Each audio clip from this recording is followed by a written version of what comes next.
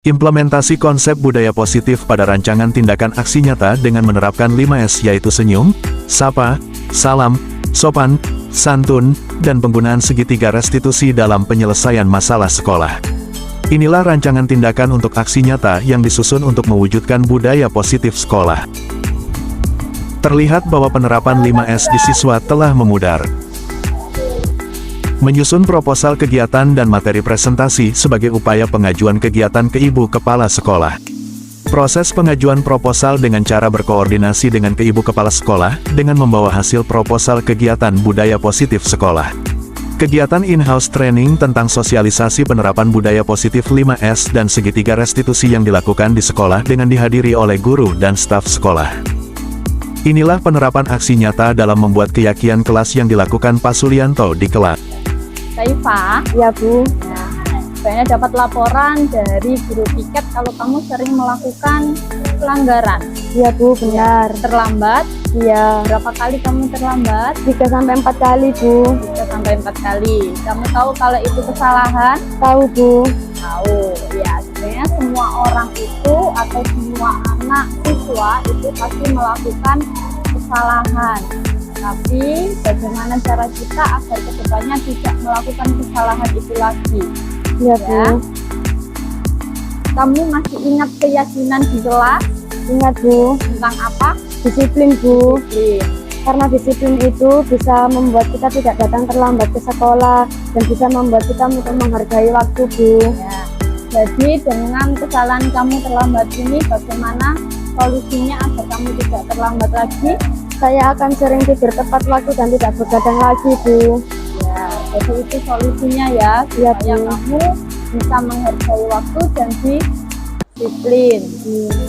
Oke, nanti saya akan bekerja sama dengan orang tuamu agar kamu bisa lebih baik.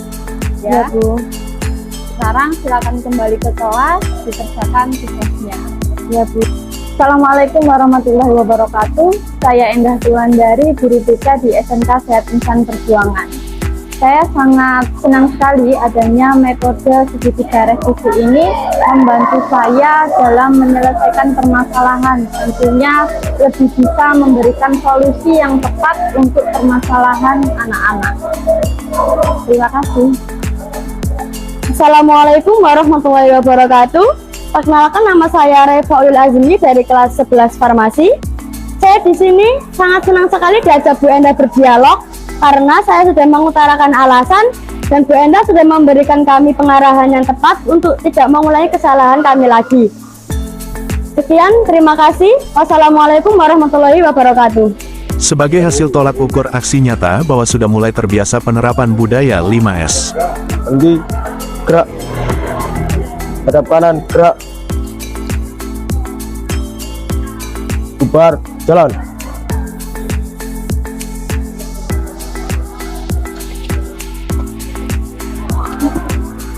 Selamat pagi Bu.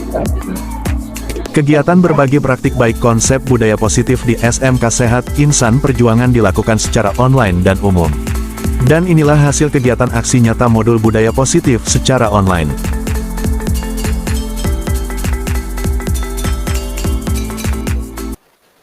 Assalamualaikum warahmatullahi wabarakatuh. Waalaikumsalam warahmatullahi wabarakatuh. Ya, pada kesempatan hari ini saya akan membagikan tentang aksi nyata modul budaya positif. Ya, sebelumnya saya mengucapkan banyak terima kasih kepada Bapak dan Ibu guru dari SMK Sehat Insan Perjuangan maupun dari rekan-rekan sejawat saya sudah meluangkan waktu untuk bisa mengikuti kegiatan Pikon pada hari ini.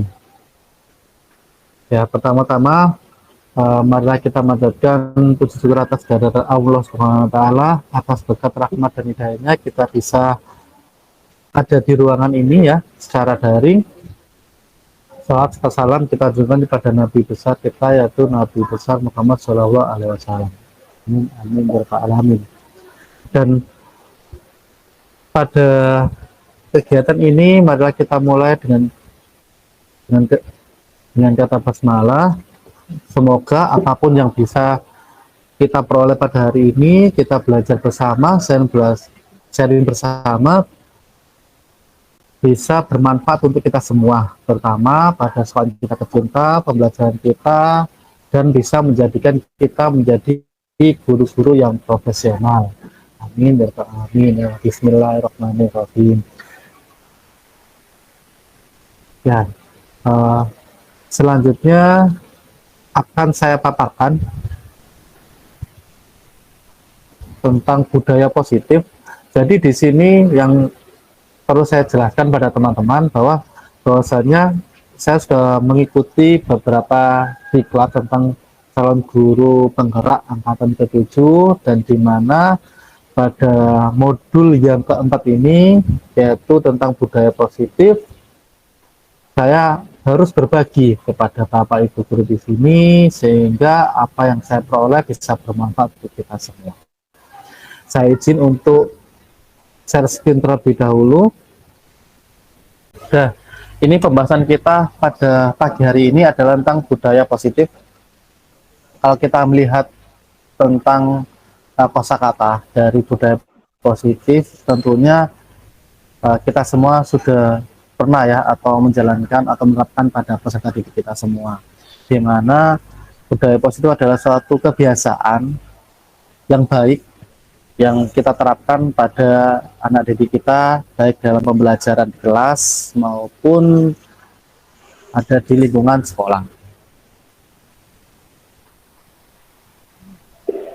Selanjutnya, untuk perubahan dari paradigma stimulus respon, yaitu yang diutarakan oleh C tentang principle centered leadership, yaitu mengatakan bahwa bila kita ingin membuat kemajuan perlahan, sedikit-sedikit, ubahlah sikap atau perilaku Anda. Namun bila kita ingin memperbaiki cara-cara utama kita, maka kita perlu mengubah kerangka acuan kita. Ubahlah bagaimana Anda melihat dunia, bagaimana Anda berpikir tentang manusia, ubahlah paradigma Anda, skema pemahaman, dan penjelasan aspek-aspek tertentu tentang realitas. Jadi di sini kita kembali lagi ya, bisa melihat tentang perubahan yang pada diri kita sendiri, di mana kita harus melihat tentang realitas pada kehidupan yang sehari-hari pada anak-anak. Jadi contohnya, misalkan kalau kita menerapkan tentang motivasi, budaya positif, atau memberikan anak-anak itu pendisiplinan, kita juga harus berpikir bahwa peserta didik kita juga seorang manusia.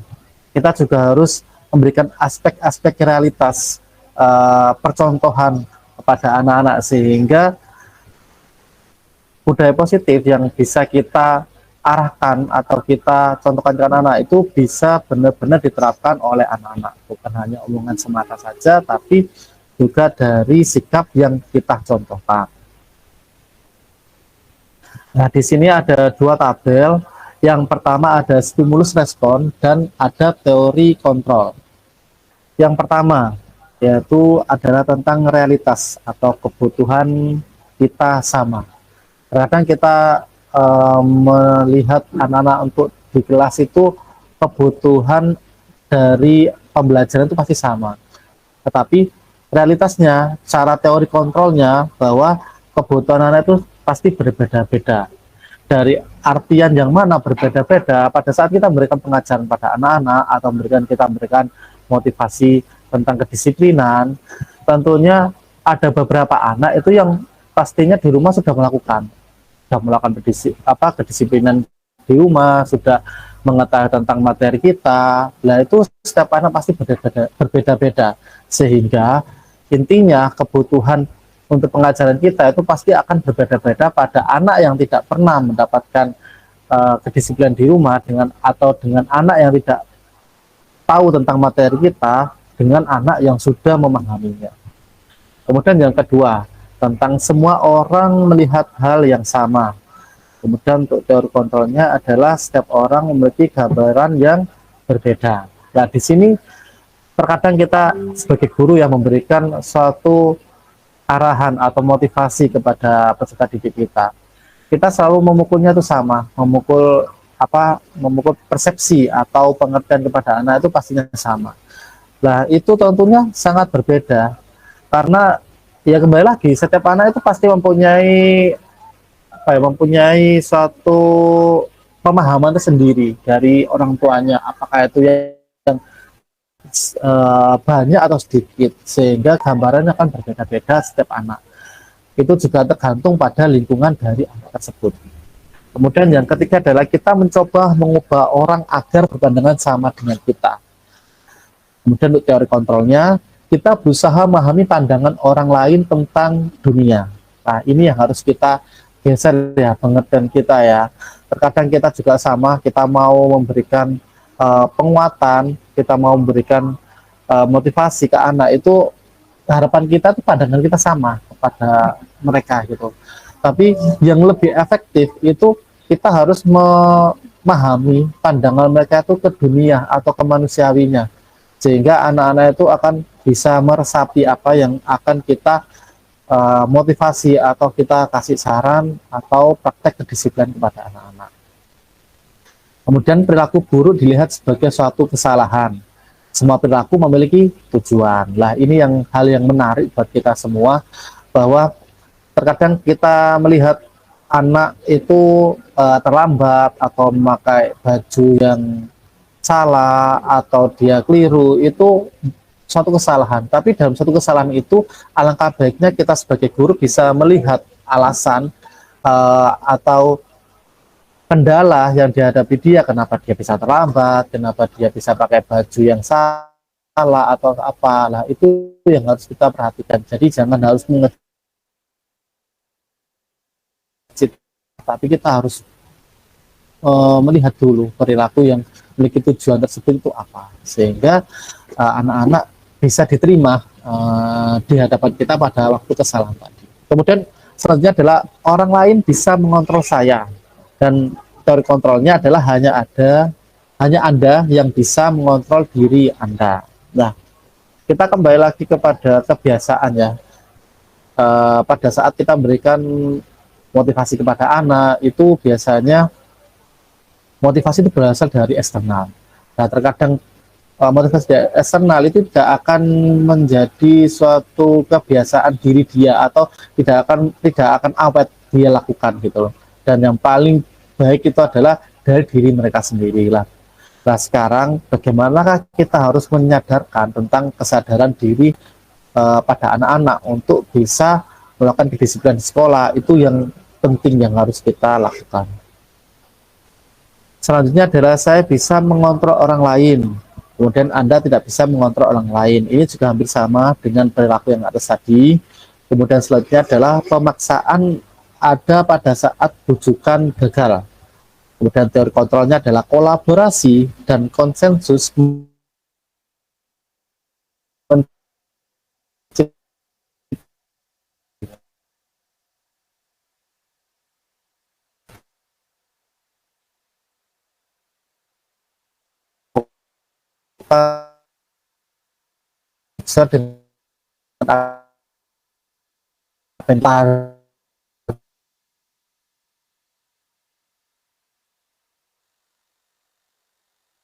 dari teori kontrolnya, langkah dari kita bisa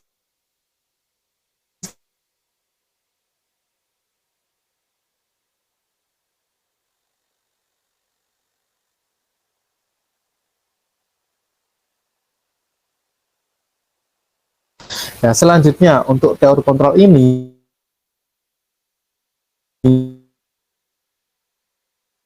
kontrol yang pertama adalah ilusi guru mengontrol murid. Di sini kita biasanya memberikan motivasi kepada anak, itu ada tujuannya adalah kita bisa melihat perilaku anak-anak itu apakah sudah diterapkan atau tidak ya. Nah, itu sebenarnya hanya ilusi semata saja buat anak-anak.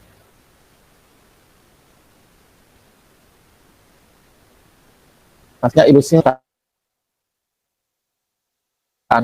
Yang kedua, positif, efektif, dan bermanfaat. Ini juga ya, Ini adalah pandangan kita sebagai guru. Terkadang omongan apa yang kita katakan itu yang tidak disertakan dengan contoh, hanya sebuah kebaikan yang hanya terucap saja, itu biasanya positif. Tapi anak-anak itu lebih senang atau lebih suka kalau kita bisa mencontohkan atau bisa terlihat atau tercermin pada diri kita sendiri menjadi guru di sekolah itu seperti apa. Yang ketiga, ilusi bahwa kritik dan membuat orang merasa bersalah dapat menguatkan karakter. Lah, ini yang sering terjadi juga. Kita sering membuat anak itu merasa bersalah. Oh, kamu salah. Oh, kamu sekarang hari baju kamu tidak sesuai dengan jadwalnya. Oh, kamu harus dihukum. Nah, itu kalau pikiran kita itu ada menguatkan karakter, tapi itu hanya ilusi. Itu kalau dari segi anak-anak itu akan membuat anak-anak itu akan dia merasa down dan merasa terkucilkan atau merasa bersalah pada anak, sehingga dia akan malu, dan akibatnya tentunya anak itu akan tidak menyukai pada guru yang tadi, yang bersangkutan tadi. Itu hal atau dampak yang akan terjadi. Dan yang keempat itu adalah ilusi bahwa orang dewasa memiliki hak untuk memaksa. Ini juga yang sering dilakukan, bahwa terkadang nasihat itu juga hanya solusi untuk anak-anak melakukan, tapi itu harus sebenarnya adalah paksaan yang harus dilaksanakan anak-anak. Nah, itu sudah tujuannya sudah berbeda ya. Seharusnya himbauan pada anak-anak untuk bisa berdisiplin, tapi ujung-ujungnya ini adalah bersifat untuk memaksa. Dan selanjutnya kita akan bahas tentang nilai-nilai kebajikan dari 6 institusi atau organisasi. Sekarang yang pertama, tentang profil pelajar Pancasila. Yang pertama adalah tentang beriman, bertakwa kepada Tuhan Yang Maha Esa, dan berakhlak mulia. Jadi ini satu kesatuan utuh tentang ketuhanan ya. Kalau kita lihat di dalam Pancasila, tentunya yang diharapkan dari peserta didik kita adalah tentang beriman, bertakwa kepada agama yang belum mereka sendiri-sendiri, atau agama mereka sendiri-sendiri. Itu yang diharapkan yang pertama. Sehingga dalam pembelajaran kita tentunya kita selalu mengingatkan, selalu untuk berdoa ya, di awal pembelajaran, kemudian di akhir pembelajaran juga berdoa, sehingga apa yang didapatkan pada pelajaran itu bisa bermanfaat untuk kita semua. Tentunya bukan pada setiap pembelajaran.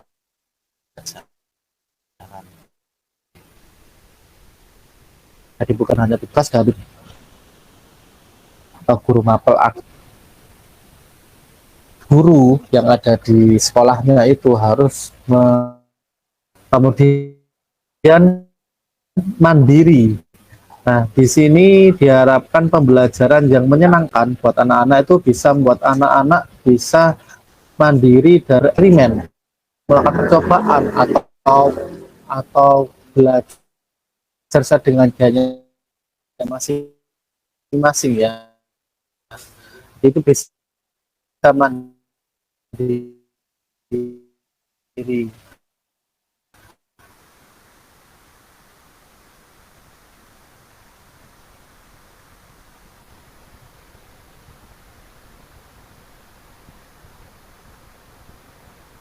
Kemudian ditambah dengan benalar kritis. Benalar kritis berarti ini adalah berpusat pada Bhinneka Tunggal Ika, tapi global. Maksudnya adalah kepada seluruh dunia. Berarti di sini juga harus serta wawasan yang luas.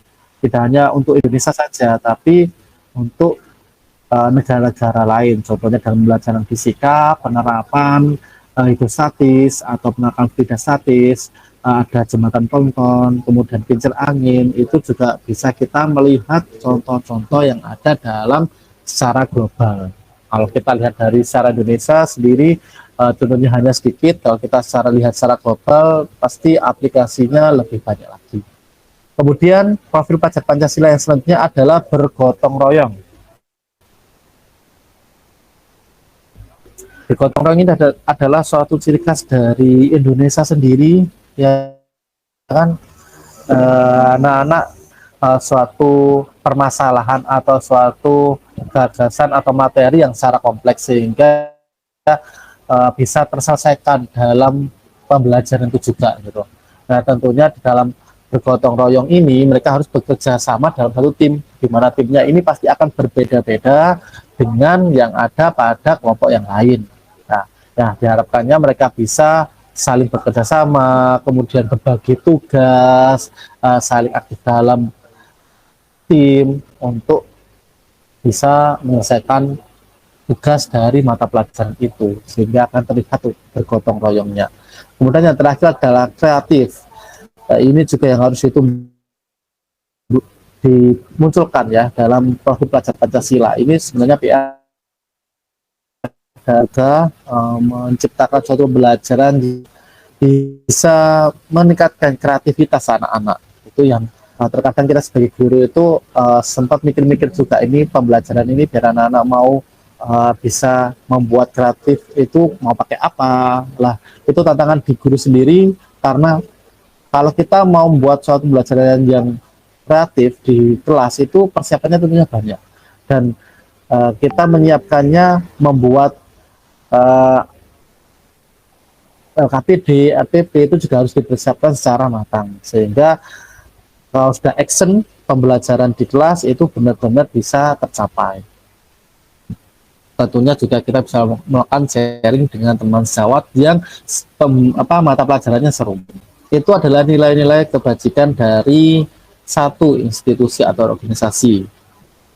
Yang selanjutnya itu adalah nilai-nilai kebajikan dari Ibu Primary Years Program atau PYP. Ini banyak sekali ya dibandingkan yang tadi. Yang pertama ada toleransi.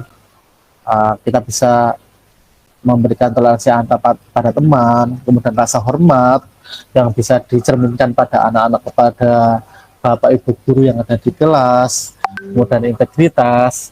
Integritas ini kesiapan diri dari seorang guru itu bisa dilihat dari sininya, kematangan dari dia menguasai pembelajaran kelas, kemudian mandiri, hampir sama dengan yang tadi ya, profil pelajar Pancasila ini mandiri hampir sama, kemudian menghargai, antusias, empati, keingintahuan, dan kreativitas.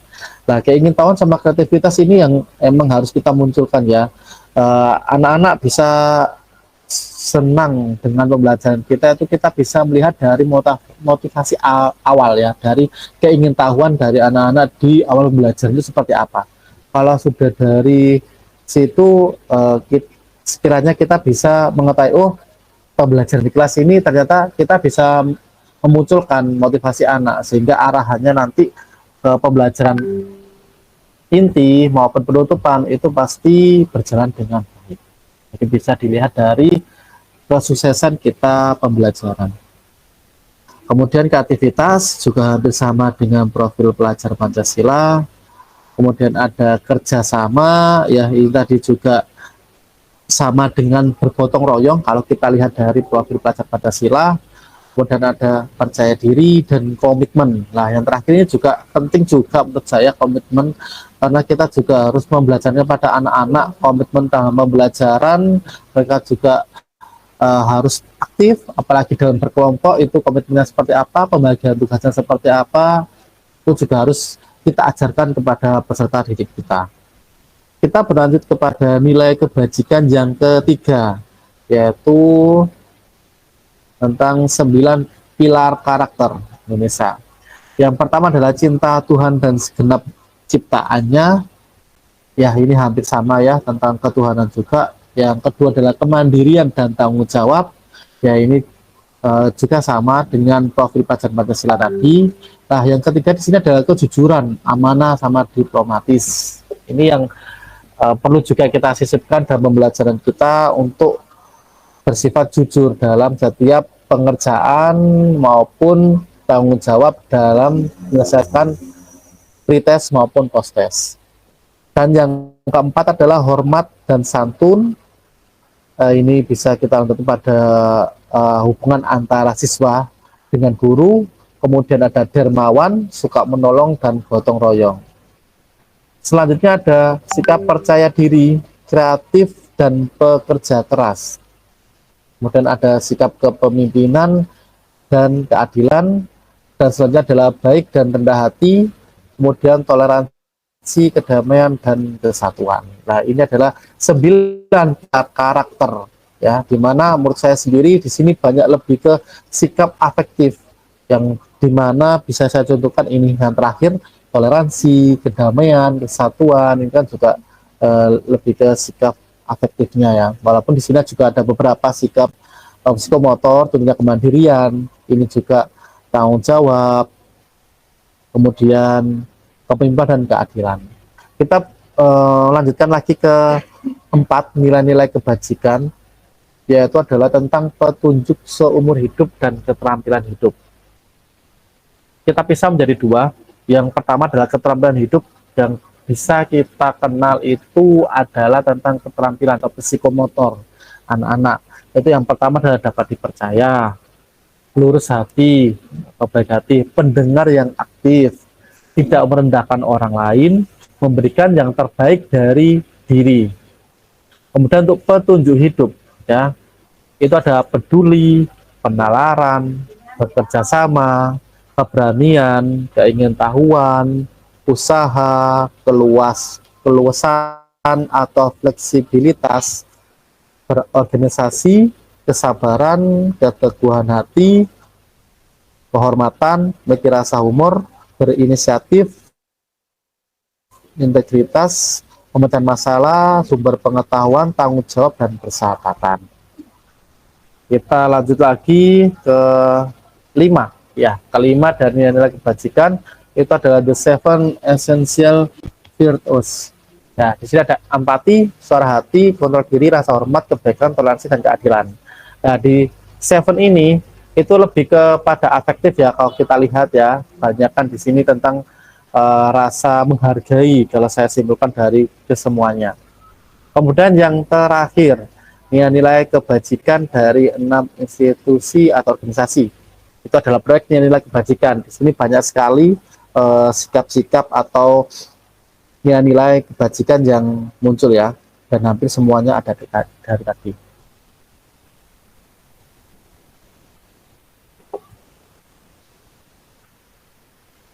Selanjutnya kita akan belajar tentang makna kata disiplin. Tadi kita sudah di awal sudah tentang nilai dan juga tentang paradigma, stimulus respon maupun kontrol diri. Sekarang kita ke makna kata disiplin. Nah, di sini untuk menciptakan murid yang merdeka. Nah, kenapa kok merdeka? Karena kita sudah beralih ke dalam kurikulum merdeka, diharapkannya anak-anak bisa secara merdeka ya pembelajarannya dan lainnya juga. Dan syarat utama adalah harus ada disiplin yang kuat. Ini.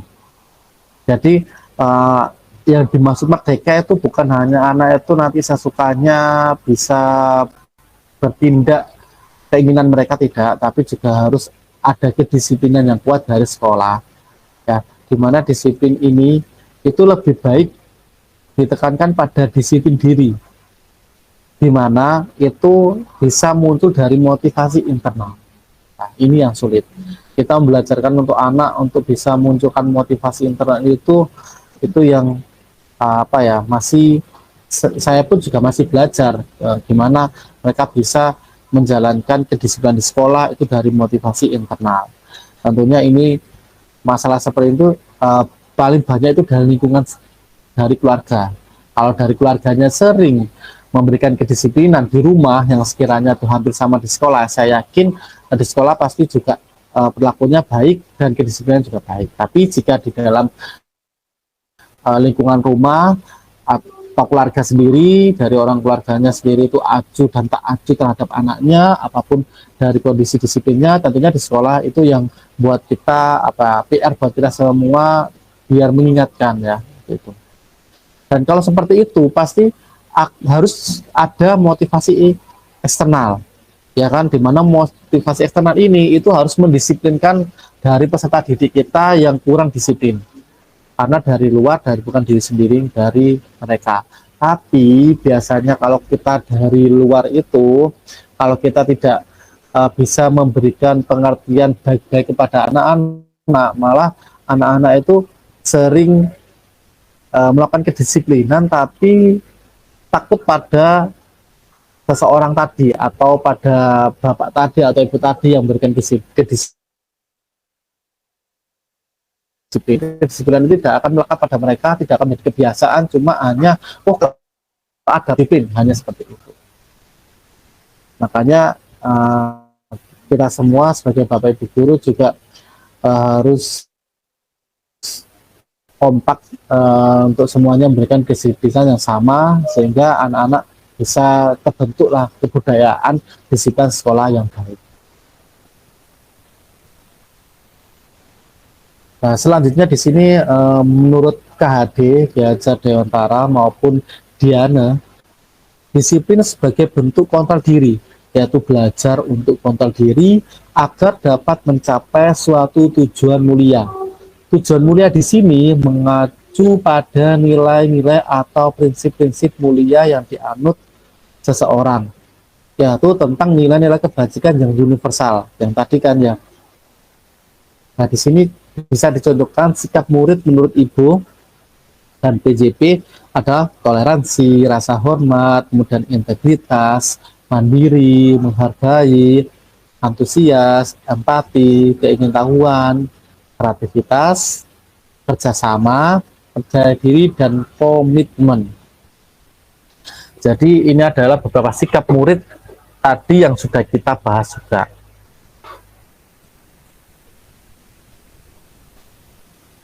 Selanjutnya tentang 3 motivasi perilaku manusia. Yang pertama adalah perilaku manusia itu lebih condong untuk menghindari ketidaknyamanan atau hukuman. Yang kedua adalah untuk mendapatkan imbalan atau menghargai dari orang lain. Dan yang ketiga, untuk menjadi orang yang mereka inginkan dan menghargai diri sendiri dengan nilai-nilai yang mereka percaya. Nah, dari ketiga poin ini, yang pertama adalah untuk menghindari ketidaknyamanan atau hukuman.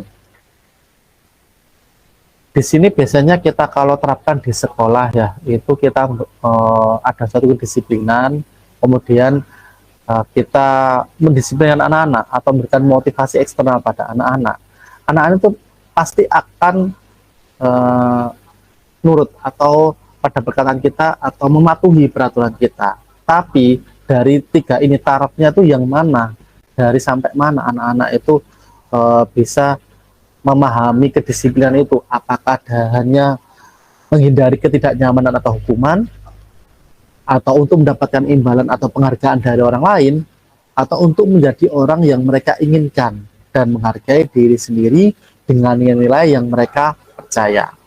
Yang pertama, itu kalau untuk menghindari ketidaknyamanan atau hukuman pada anak-anak, ya biasanya sering terjadi. Biasanya kalau kita hanya memberikan motivasi eksternalnya itu berupa hanya perkataan biasa, tidak disertakan dengan contoh-contoh atau kebaikan apa yang harus kita lakukan, itu pasti anak-anak itu melakukan disiplin hanya untuk menghindari ketidaknyamanan atau hukuman. Ya, misalkan anak itu berangkat terlambat, kemudian pada waktu itu guru piketnya adalah saya, dan anak-anak itu kemudian dihukum untuk lari memutari lapangan 5 kali. Nah, kemudian biasanya lagi pasti pada piket saya tadi anak-anak pasti nggak mau berangkat telat lagi karena pasti hukumannya pasti lari. Nah, kita harus berangkatnya lebih awal lagi. Mungkin berbeda lagi jika di lain hari bukan di piket saya, itu pasti anak-anak bisa mengulangi lagi. Kalau itu terjadi seperti itu, berarti tarafnya ini masih menghindari ketidaknyamanan atau hukuman saja yang ada pada anak-anak. Kemudian kalau untuk mendapatkan imbalan atau penghargaan dari orang lain, nah sepertinya kalau dari sini itu adalah biasanya pembawaan dari gurunya seperti apa. Kan ada beberapa peserta didik kita itu yang terkadang itu mengagumi atau menyukai sosok guru si A dan si B gitu ya. Biasanya mereka itu akan lebih bersikap manis atau lebih bersikap baik di hadapan guru tersebut, yaitu karena ingin mendapat penghargaan dari orang tua atau dari guru yang bersangkutan. Kemudian yang ketiga adalah untuk menjadi orang yang mereka inginkan dan menghargai diri sendiri dengan nilai-nilai yang mereka percayai. Nah, kalau seperti ini sudah tarafnya yang ketiga, ini adalah motivasi internal. Motivasi yang anak-anak ini memahami atau meyakini bahwa nilai-nilai, misalkan kalau saya berangkat telat, kalau berangkatnya pagi-pagi ini sudah sesuai dengan keyakinan saya, atau ini sudah ciri khas saya gitu. Berarti kalau telat itu bukan saya, ini biasanya bukan saya. Kalau ada rasa seperti itu, berarti ini sudah menunjukkan bahwa mereka itu sudah menghargai diri sendiri dengan nilai-nilai yang mereka percayai, atau nilai-nilai yang sudah diterapkan ya pada kehidupan di rumah maupun di keluarga mereka masing-masing. Nah, inilah 3 perilaku motivasi manusia yang kita sangkut pautkan pada kehidupan anak-anak yang ada di sekolah. Selanjutnya, ini ada 3 kata yang menarik, yaitu adalah hukuman, konsekuensi, sama restitusi. Nah, hukuman itu kalau anak-anak tidak melanggar peraturan atau tidak membuat sesuatu yang sudah ditetapkan, pasti kena hukuman. Berarti adalah seperti akibat dari suatu tindakan ya, yang dimana ini tuh sudah ada aturannya yang ada di sekolah. Kalau konsekuensi berarti juga akibat, tapi konsekuensi ini tidak pada hukuman, tidak ada pada peraturan. Biasanya konsekuensi ini bisa dalam bentuk sosial maupun dalam bentuk fisik atau dalam bentuk diri mereka sendiri. Artinya kalau dalam konsekuensi dari fisik sendiri itu seperti hukuman, bahwa kalau mereka telat, konsekuensi hukumannya ya ini. Tapi kalau konsekuensi dia sosial, ya bisa dilihat dari dia kalau tidak telat datang sekolah, kemudian kalau dia melanggar pelanggaran, pasti akan dilihat oleh teman-teman atau adik kelas atau kakak kelas. Nah, itu akan memberikan konsekuensi pada dirinya sendiri, bahwa konsekuensi itu akan secara sosial akan tercap pada dirinya bahwa dia itu suka terlambat, kemudian suka tidak membawa topi atau tidak memakai atribut yang lengkap. Kemudian restitusi lah, ini yang akan kita bahas di sini.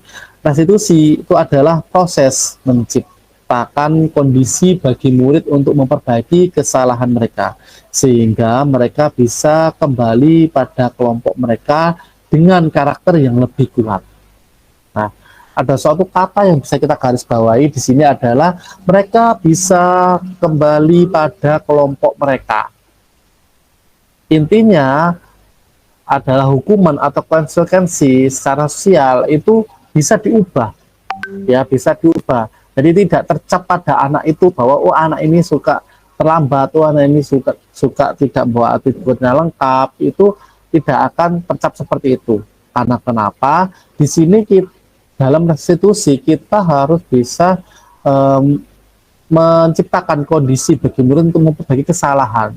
Memperbaiki kesalahan yang seperti apa? Yaitu kita harus bisa memasuki atau mengerti alasan dia tidak misalkan datang terlambat, kemudian tidak memakai atribut, itu alasannya apa, sehingga kita bisa memahami alasannya dia, kemudian kita kembalikan kepada keyakinan mereka, kemudian kita kembalikan pada karakter yang ada di sekolah itu sesuai atau tidak, sehingga anak-anak atau peserta didik yang kita coba untuk melakukan restitusi itu tadi, mereka akan bisa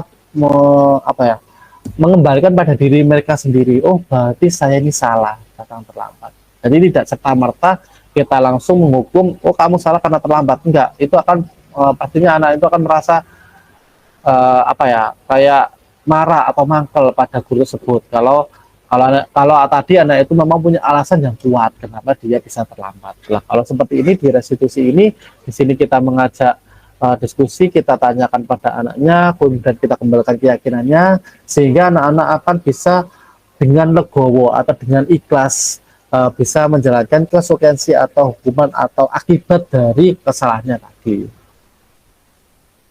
Restitusi juga merupakan proses kolaboratif yang mengajarkan murid untuk mencari solusi masalah mereka dan membantu murid berpikir tentang orang seperti apa yang mereka inginkan dan bagaimana mereka harus memperlakukan orang lain. Nah di sini ya ada kata-kata menarik itu adalah tentang memperlakukan orang lain.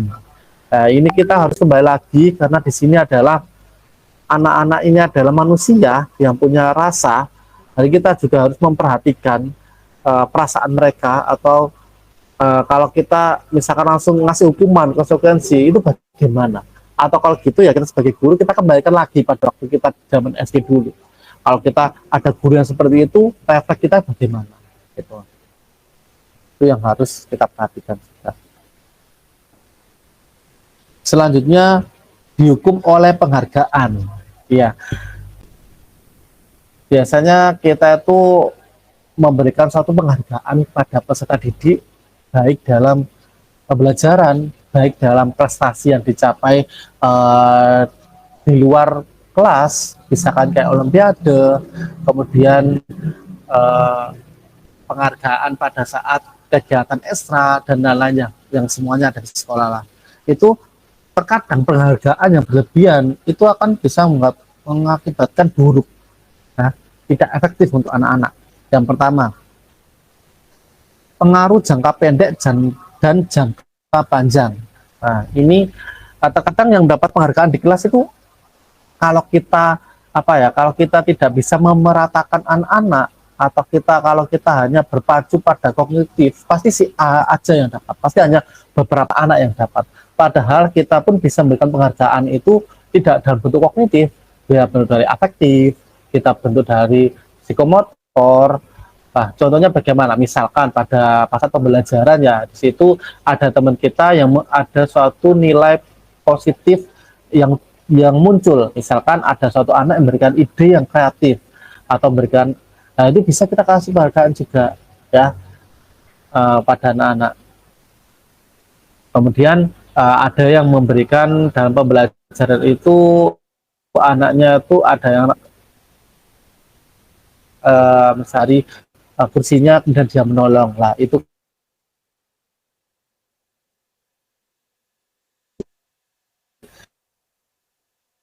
di situ penghargaan yang tidak berpacu pada suatu bidang kognitif sehingga kita bisa memeratakan.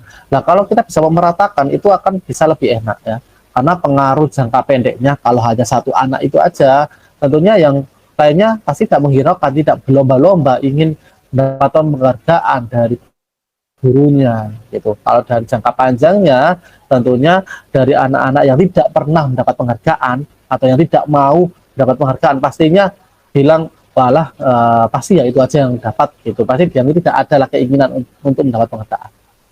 Yang kedua adalah penghargaan tidak efektif ya, ini yang sudah saya sebutkan tadi bahwa kalau kita melakukannya secara berlebihan dari tadi akan membuat suatu perkataan kayak misalkan di anak-anak itu oh ini guru kesukaannya dari Pak Rozik gitu, oh ternyata Ali ini guru kesayangannya dari Pak Rozik. Nah, akan ada muncul seperti itu sehingga akan muncul ketidakefektifan dari anak-anak, sehingga seharusnya guru yang bisa menuntun ke semua peserta didik itu malah hanya terfokus pada satu karena penilaian dari penghargaan.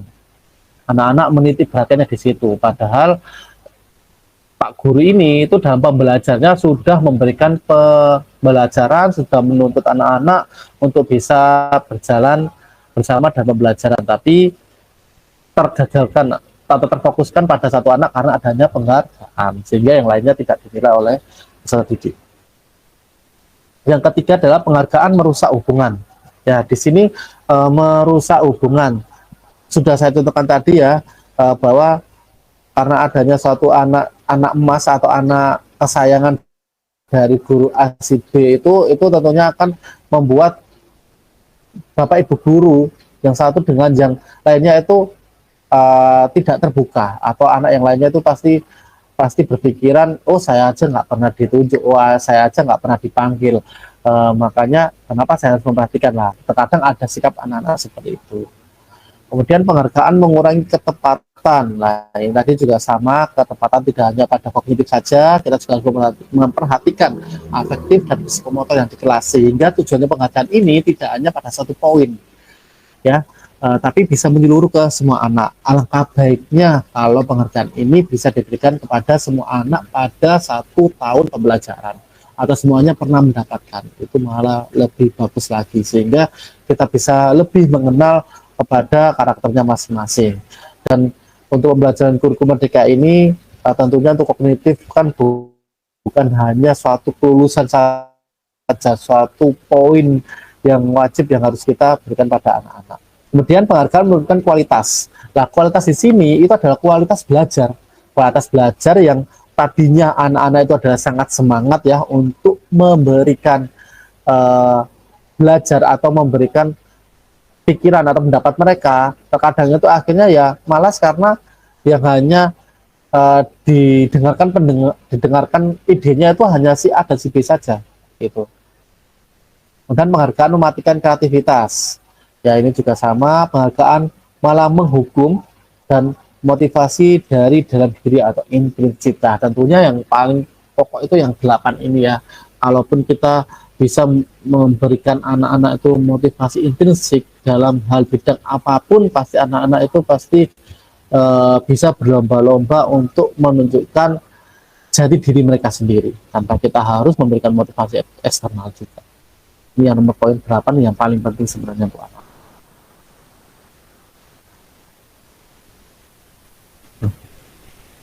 Keyakinan kelas ini juga sangat penting sekali untuk kita berikan di sekolah ya.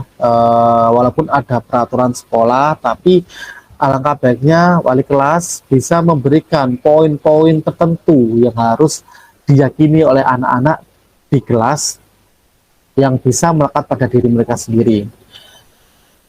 Nilai-nilai keselamatan atau kesehatan yang kita sebut sebagai suatu keyakinan, yaitu adalah nilai-nilai kebajikan universal yang disepakati secara tersirat dan tersurat, lepas dari latar belakang suku, negara, bahasa, maupun agama. Nilai kebajikan bahwa menekankan pada keyakinan seorang akan lebih memotivasi seorang dari dalam. Seorang akan lebih tergerak dan bersemangat untuk menjalankan keyakinannya, daripada hanya sekedar mengikuti serangkaian peraturan tertulis tanpa makna.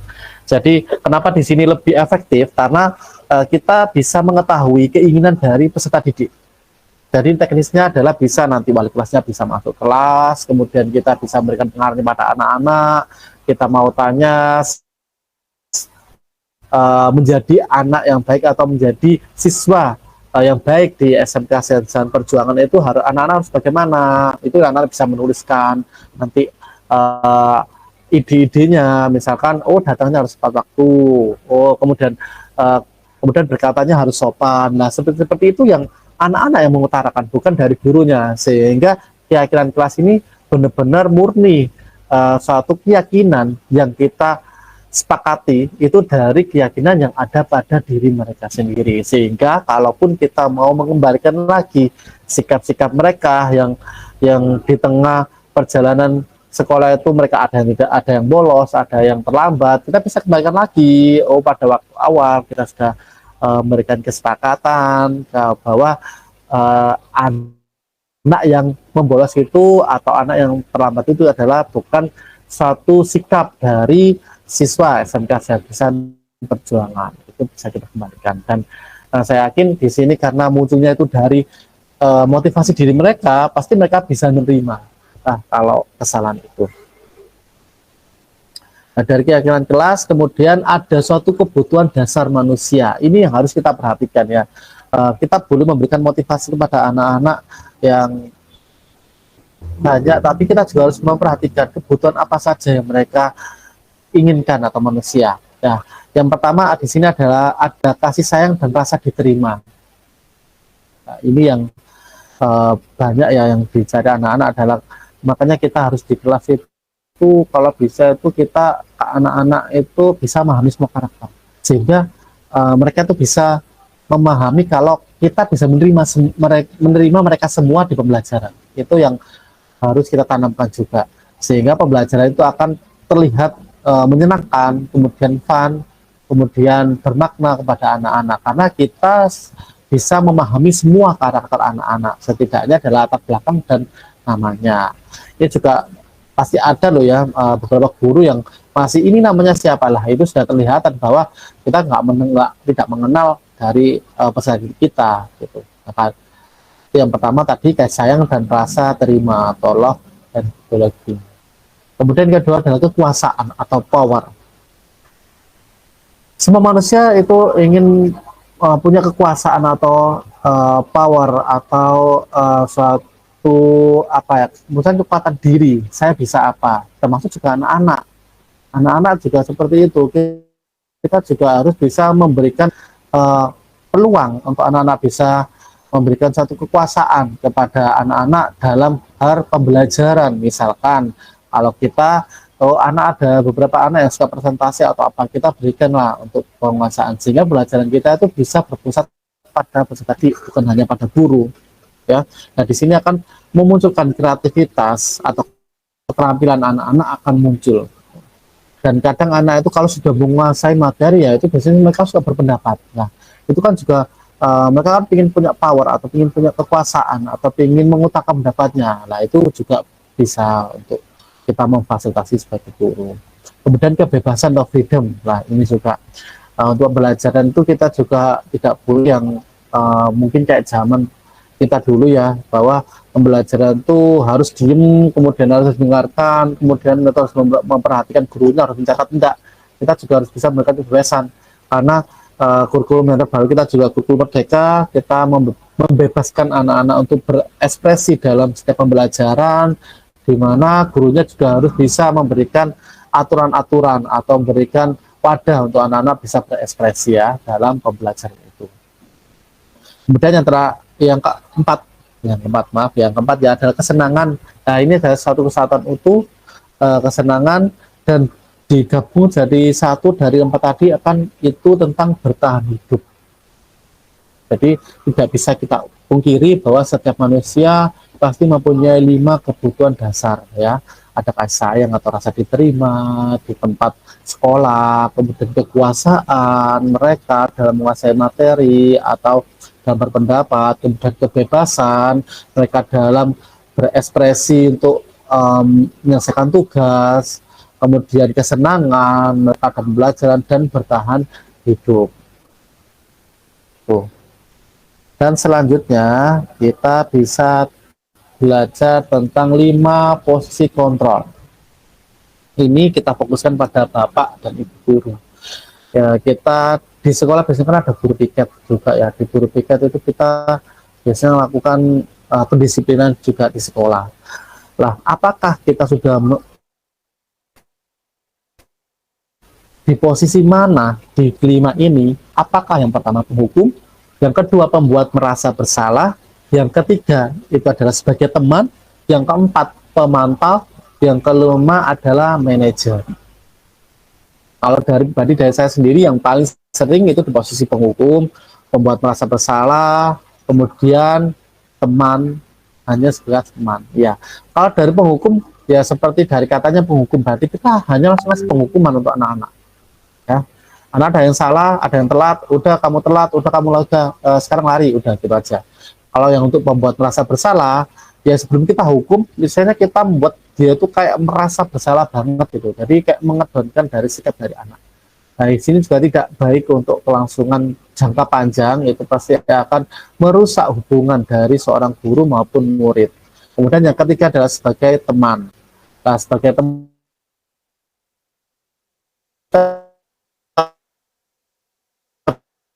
tapi kurang tepat karena posisi kita di sini sebagai guru, kita juga tidak hanya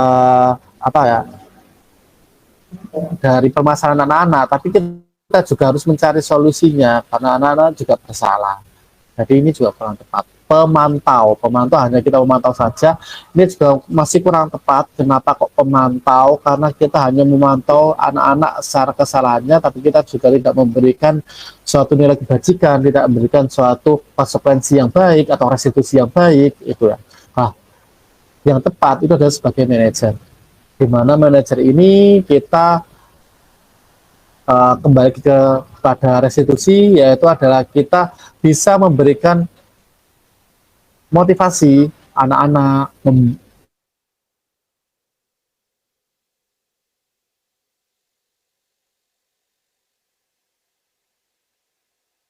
kepada keyakinan yang mereka ketahui, kemudian kelas atau bisa dijalankan dengan baik oleh anak-anak.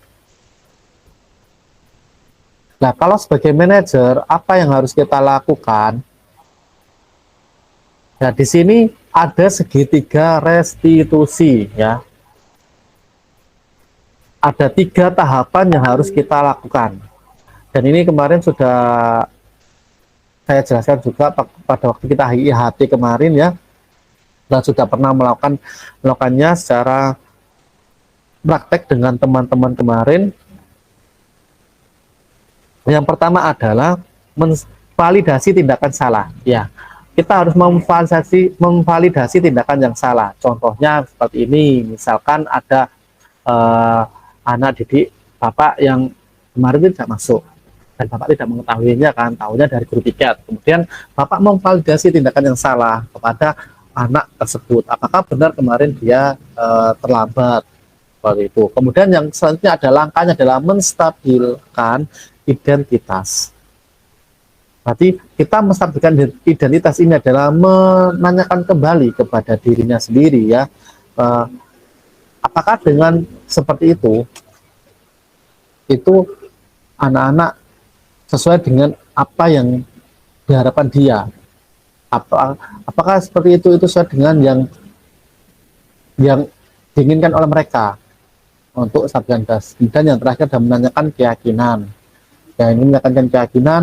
Jadi kita kembalikan lagi ke keyakinan mereka seperti apa di kelas. Kemudian kalau sudah buat keyakinan kelas itu apakah sudah sesuai atau tidak. Dan selanjutnya kita bisa mengembalikan langkah-langkah atau solusi yang bisa kita cari dengan peserta didik.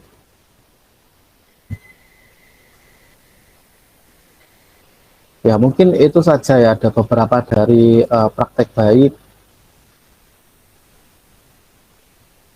yang bisa saya paparkan. Ini secara motivasinya tadi, ya. Ada banyak sekali. Yang terakhir ada yang menarik adalah tentang segitiga restitusi, yaitu validasi tindakan salah, menanyakan keyakinan, dan menstabilkan identitas. Nah, di sini saya juga kemarin sudah melakukan IHT, ya, kepada Bapak Ibu guru semua. Ini saya coba menampilkan, ini saya izin untuk stop share dulu untuk yang PPT-nya.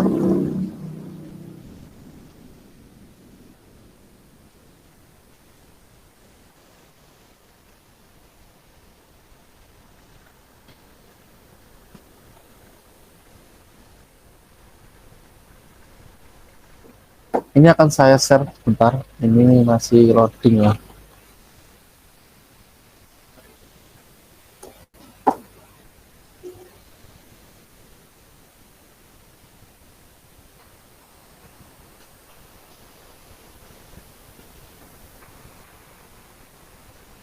Saya akan coba share screen tentang praktek baik yang kita sudah terapkan di sekolah, itu tentang IHT juga kemarin pada waktu kita liburan semester itu, ya.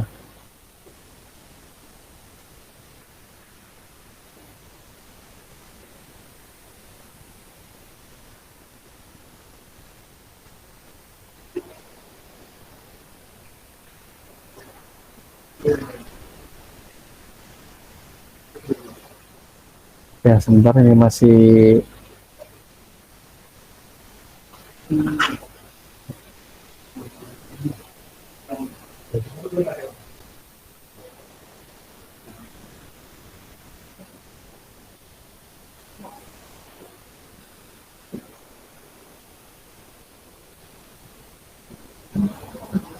Ya, sebentar ini saya share screen terlebih dahulu.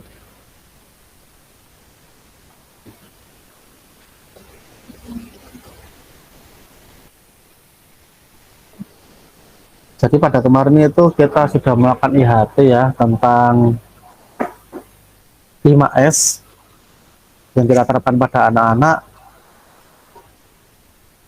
dan penerapan juga segitiga restitusi pada guru BK maupun guru piket yang ada di sekolah.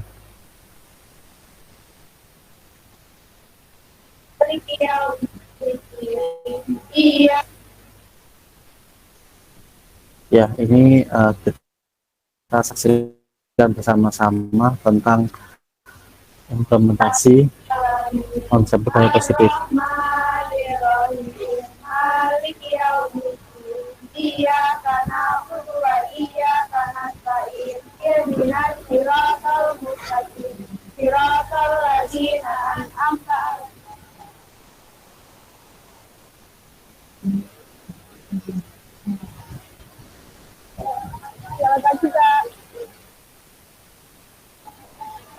Budaya positif, penggunaan restitusi, validasi tindakan yang salah, dan BPK. Assalamualaikum. Ibu, saya mau mengajukan kegiatan budaya positif yang sekolah atau dari mana, dan penerapan edukasi restitusi untuk guru piket maupun guru. Di sini sudah ada beberapa kegiatan yang saya akan dengan dan juga dilakukan oleh seluruh warga.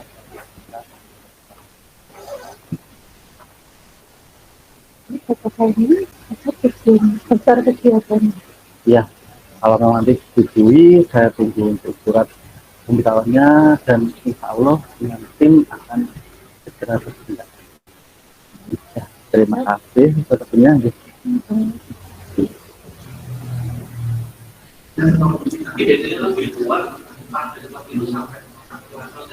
Kalau kesepakatan itu kan lebih ke makro. Kalau saya nggak bisa ada kesepakatan, tapi kalau keyakinan kelas ini penanganannya kembali. Jadi itu dibuat itu sampai.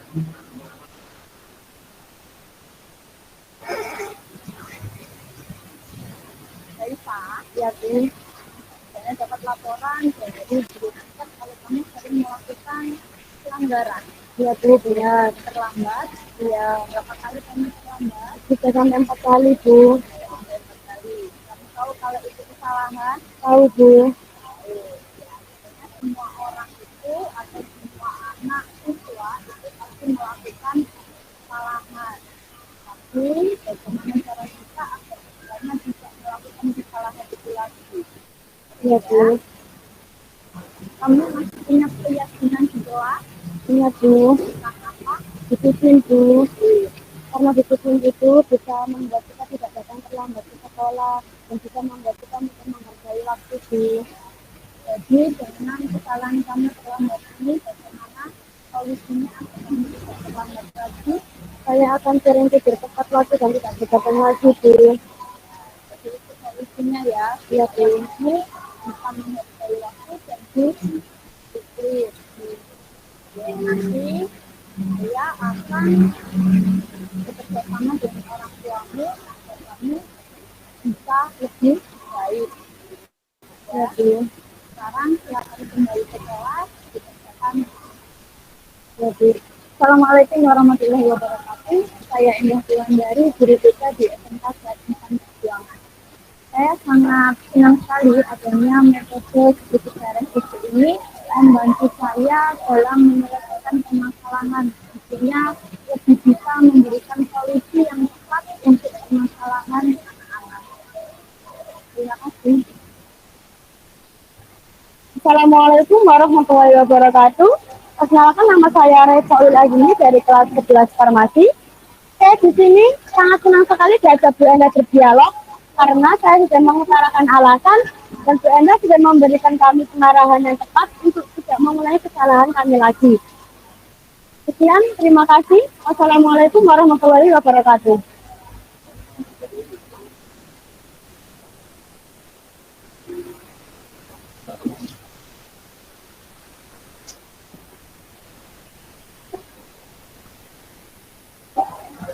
Berhenti, gerak, hadap kanan, gerak,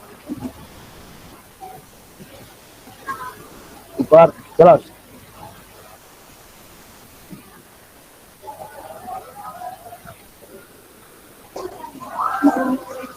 Selamat pagi.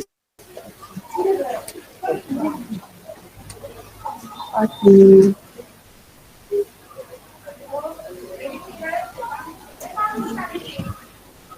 Tim goblok.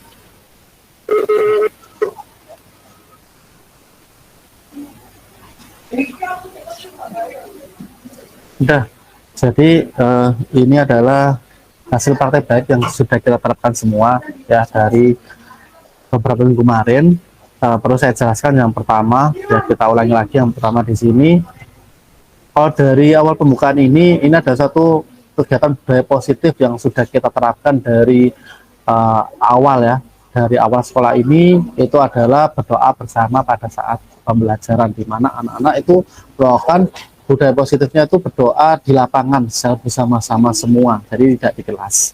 Tentunya akan membutuhkan waktu yang lama sehingga untuk masuk di sekolah kita semua itu kan lebih awal ya daripada sekolah yang lain. Nah, ini adalah rancangan tindakan untuk aksi nyata yang sudah saya susun di dalam tugas saya di CGP Angkatan 7 di kelas A7 276.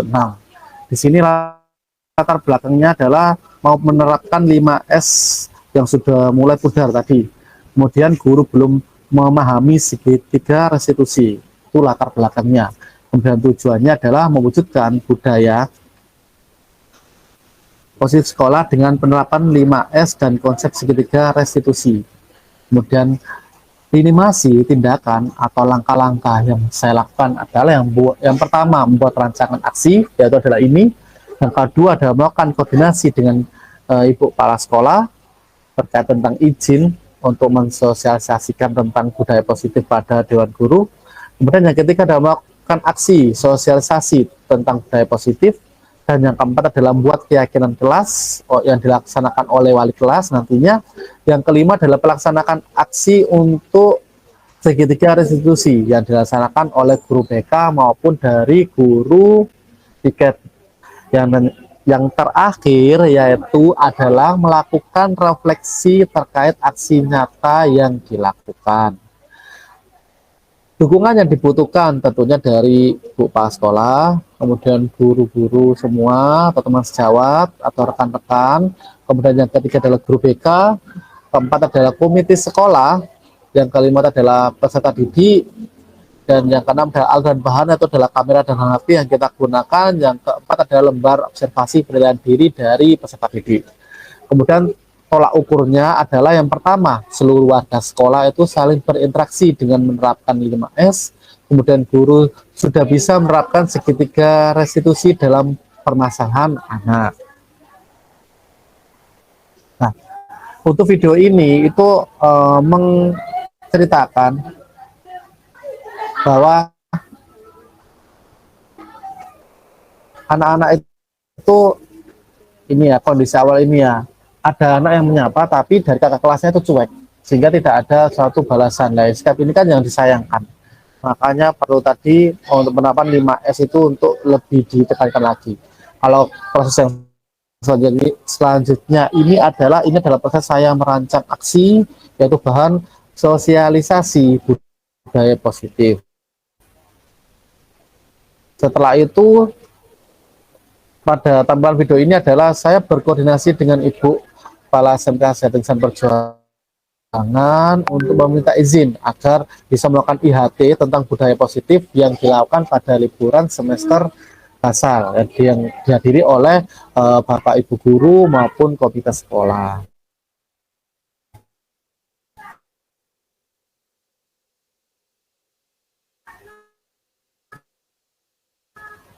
Ini pada waktu itu prosesnya saya. In-house training atau IHT di SMK Insan Perjuangan ini dihadiri oleh beberapa Bapak Ibu guru yang sudah senantiasa dari sekolah ya, mendukung saya juga, dan yang lainnya kita tampilkan secara online.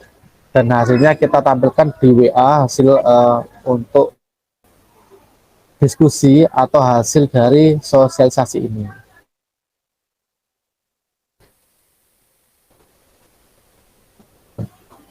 Nah, ini untuk aksi nyata. Jadi untuk aksi nyata membuat keyakinan kelas.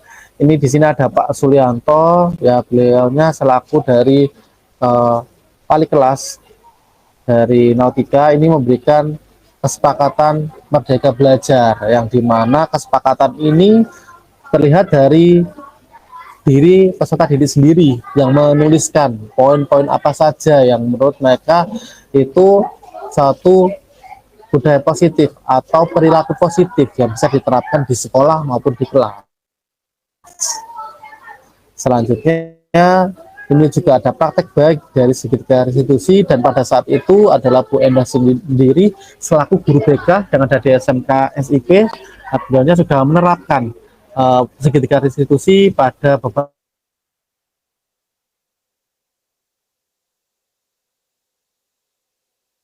anak yang melakukan pelanggaran dan hukum atau uji. Ini juga ada refleksi dari Bu Enda, dari diri Bu Enda sendiri yang sudah menerapkan tentang segitiga institusi itu efeknya bagaimana. Ini sudah diterapkan dia bahwa dari pihak ini guru itu bisa memahami dari alasan mereka kenapa anak-anak bisa melakukan atau tidak disiplin. Refleksi atau tanggapan dari peserta didik yang sudah tadi dilakukan tentang segitiga restitusi, yaitu mereka merasa senang karena di dalam proses itu mereka bisa berkolaborasi, bisa saling memahami tentang keyakinan dan bisa pautkan dengan keyakinan mereka sendiri, sehingga akan terciptalah suatu keputusan bersama dan kedisiplinan bersama. Dan ini adalah penerapan tadi yang sudah diterapkan, ini sudah ditambahi dengan Bapak Ibu guru, di mana kita juga sudah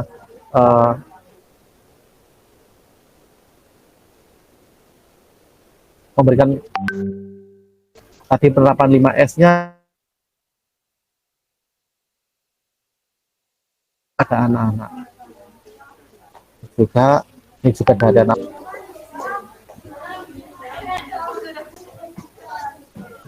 Ya, mungkin itu saja yang bisa saya sampaikan tentang aksi nyata budaya positif. Mungkin dari Bapak Ibu guru ada yang mau berbagi pengalaman atau sharing terkait pengalamannya yang ada yang sudah dilakukan di sekolah. Ini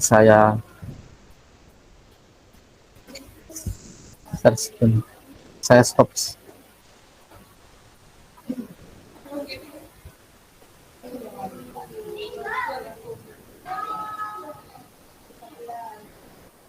Ini ya, saya tampilkan lagi tentang videonya tadi.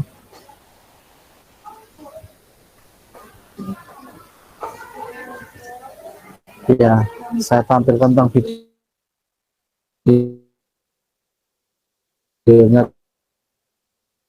tadi. Nah, ini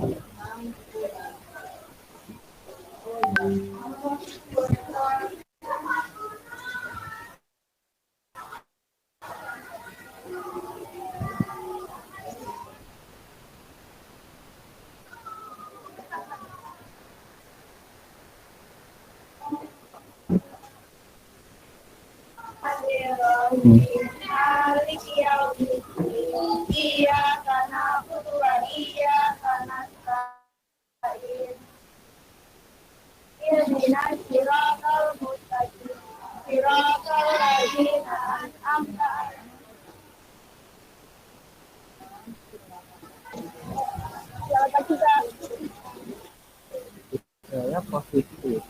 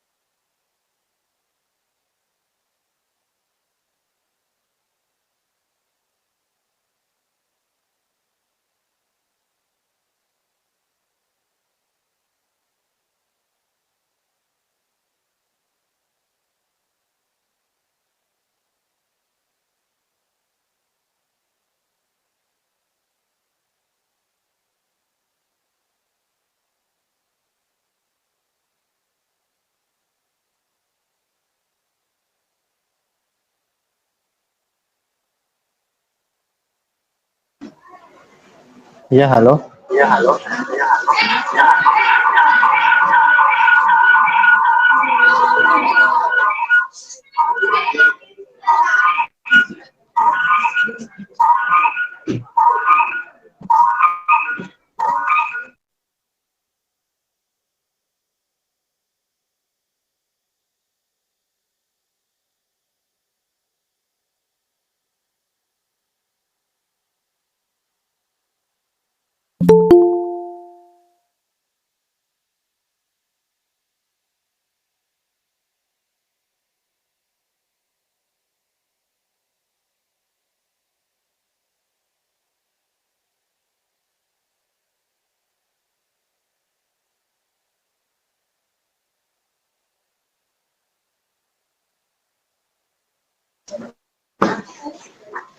Halo.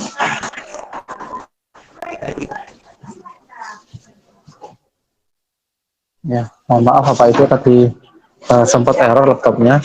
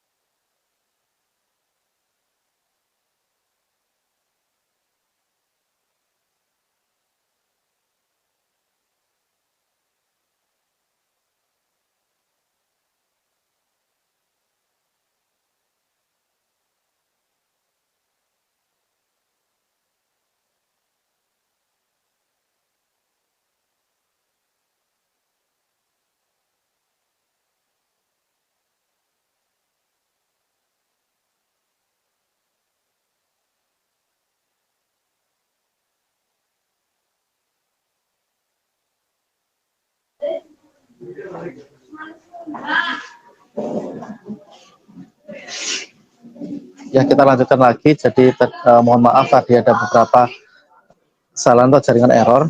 Ini juga yang ada di laptop juga sudah tidak bisa terkonek lagi. Sekarang sudah saatnya untuk refleksi saja ya. Jadi kan kita kemarin sudah melakukan IHT juga pada bulan Desember Januari ya. Desember akhir kita sudah melakukan IHT terkait budaya positif 5S maupun segitiga restitusi. Nah, mungkin dari beberapa dari rekan-rekan atau Bapak Ibu guru terkait kemarin penerapannya bagaimana, penggunaannya bagaimana, silakan kalau kita mau sharing-sharing hari ini. Ini masih ada berapa menit lagi kita bisa melakukan sharing.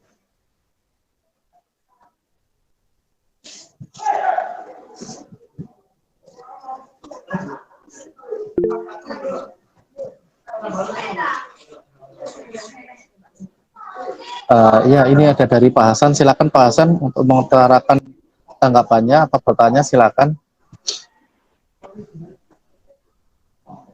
Baik, terima kasih untuk kesempatannya dari Pak Rozik. Materinya cukup luar biasa hari ini ya.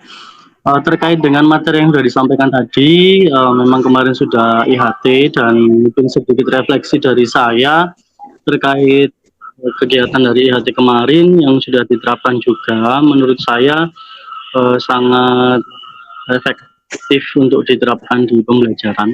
Yang sebelumnya saya biasanya pembelajaran monoton dan berjalan apa adanya. Dengan kemarin setelah IHT, saya lebih tahu bagaimana cara menghadapi dan bisa istilahnya itu kemarin juga banyak materi yang menurut saya baru dan harusnya itu sudah diketahui oleh guru udah lama, termasuk dengan memanusiakan manusia ya. Biasanya kita ngajar itu hanya biasanya kan kita masuk kelas kemudian kita ngajar di tugas selesai gitu kan. Ternyata dari hasil bahwasanya memanusiakan manusia ke arah situ itu sangat penting.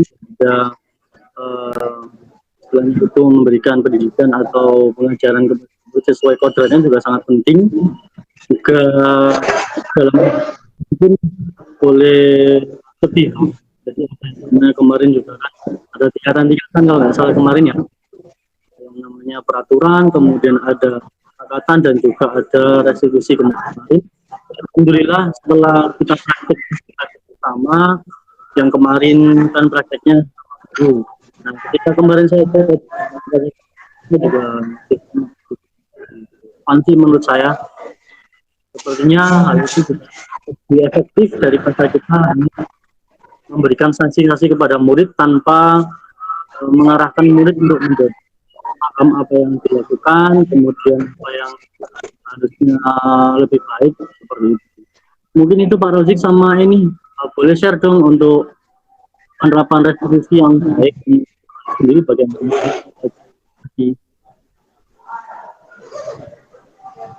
Ya, terima kasih dari Pak Hasan. Untuk refleksinya kemarin juga sudah sangat baik dari Pak Hasan ya. Jadi kemarin kan kita sempat IHT, kemudian juga sudah melakukan penerapan segitiga restitusi juga. Jadi kalau alangkah baiknya lebih baik kita sebelum melakukan segitiga restitusi itu membuat keyakinan kelas, itu malah lebih baik lagi.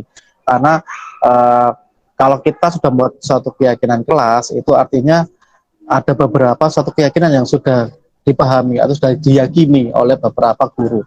Kalau kita belum membuat itu, kemungkinan kita menggali keyakinannya itu dari diri mereka sendiri.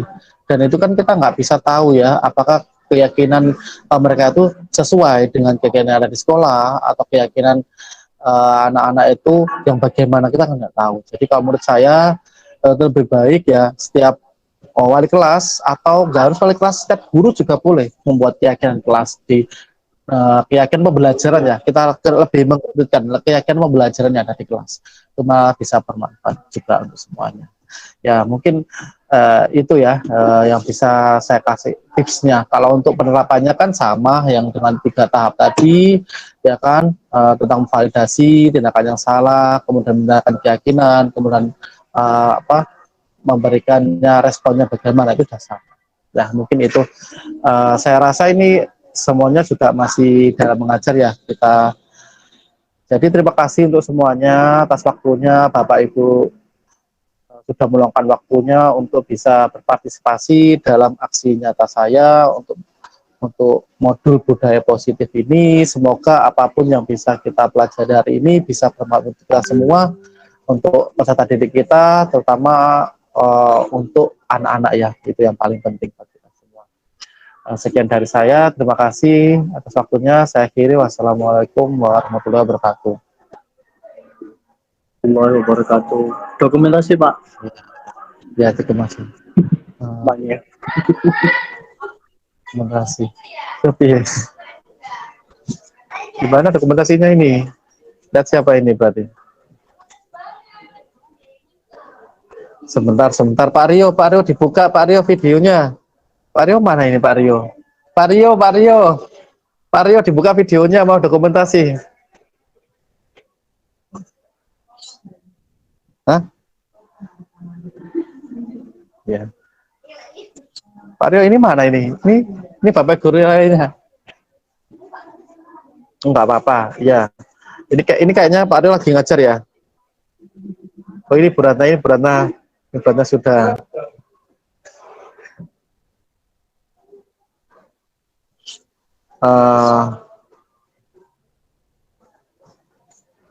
Gimana ini? Satu. Silakan dokumentasi saat. Ini siapa yang screenshot saya tadi ini?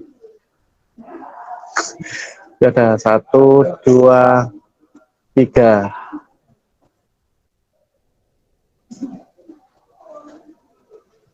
Nah, tadi Bu Enda ada deh sama Bu Ratna, kayaknya lagi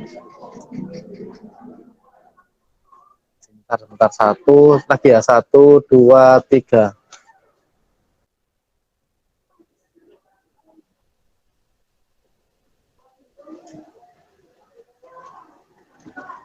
Ya, sudah. Terima kasih atas waktunya semuanya. Ya, terima kasih Pak Rozi. Sukses. Pak, suka.